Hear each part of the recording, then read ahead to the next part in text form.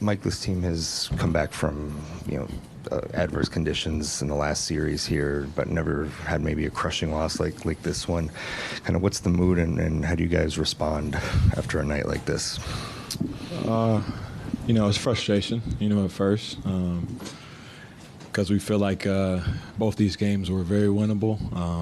A play or two late in games, a couple things go our way. The series could be looking a lot different right now. So, but that's also the positive for us is that we know we can beat these guys. We know we can do it on the road. We just left a series where we flip-flopped this same scenario, and Denver came in and beat us twice at home. So it's definitely on the forefront of our minds. So our confidence is still there, but obviously super frustrating to lose this one. Now, how did you feel when that last shot went up, and did you think you had it? Thought it was good. Shot it with confidence. Ant trusted me to get that shot up and to make that. So I thought it was good. It went in and out. I guess that's just how the game goes. Mike, you just expressed confidence in where you guys are and where you can get. But you've been in the past many times seen a bunch of opponents. Just how formidable is this Dallas group, and what's the biggest pressure they put on your guys' defense? I think it's obvious, but they're two-headed monster with Luka and Kyrie. You got two of the best at playmaking as well as going to get their own bucket. In a series like this, you almost can't be reliant on going to close one-possession games and fourth quarters, and because those guys can get a bucket in a multitude of different ways, and they're probably two of the best at doing it. So we have to find ways to. We have leads, 6-point leads, make it 8, make it 10, try to stretch the game out a little bit to where it puts a little bit more pressure on them. But, when they get the rolling, it puts a lot of pressure on our defense and a lot of different coverages we have to throw at them. Mike, what does the team have to sacrifice not to have you out there on the baseline on those lobs? It's the details for us, because our coverage is, if we do it right, it doesn't matter who's on the baseline. Our help is early. Our bigs are high. They can't make that pass to the big, and if they do, I can be there early enough to where it's not a lob. I'm meeting them in the middle of the paint, and we can kind of rotate out from there. But those are those times where they get the lobs and the late looks. It's a breakdown earlier in the possession that I think we can, like I said, it's stuff we can fix and stuff we can adjust to.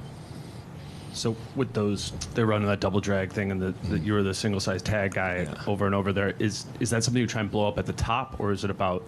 Is it about the bigs and you or whoever it might be tagging there? Yeah, our initial coverage was for me to tag and try to hold the big up earlier. They do a good job of slipping that big out, underneath the chucker. Normally it's me or whoever's in that double drag.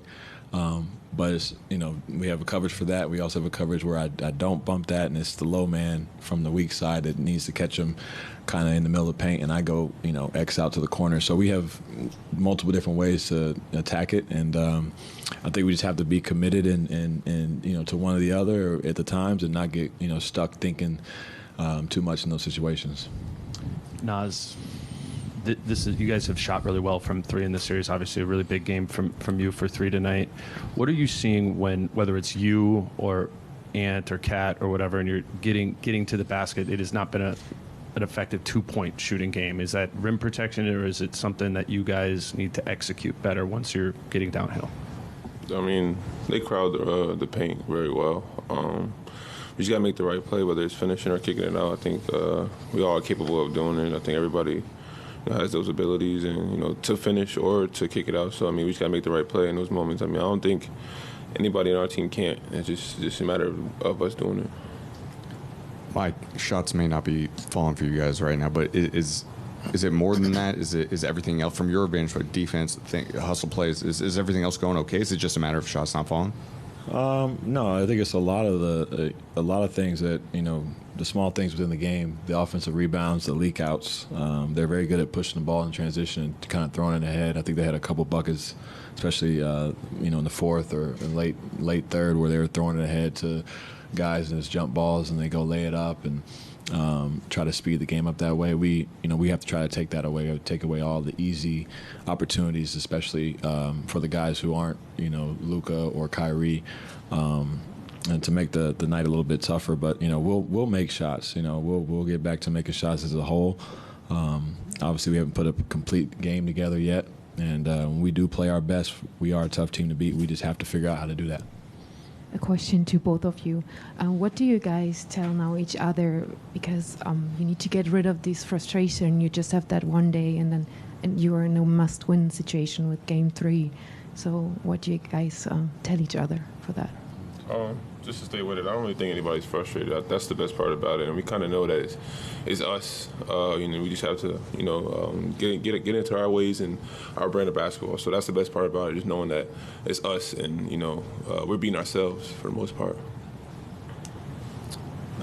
Yeah, I think having having one day in between it helps.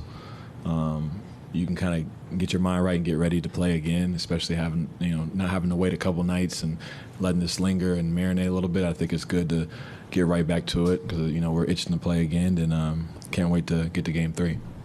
Mike, what's the process like of trying to be assertive enough to where you're initiating the offense as much as possible? I'm trying to, get the ball and be in control of the situation, especially late. Get the guys the ball when they, are in good spots to be aggressive. Naz, Kat, Ant, Rudy, Jaden, everybody, trying to get guys where they can be super effective. And especially for Ant, just trying to relieve him from a lot of the, duties he has to do so much for us. He has to guard, he has to play make, he has to score.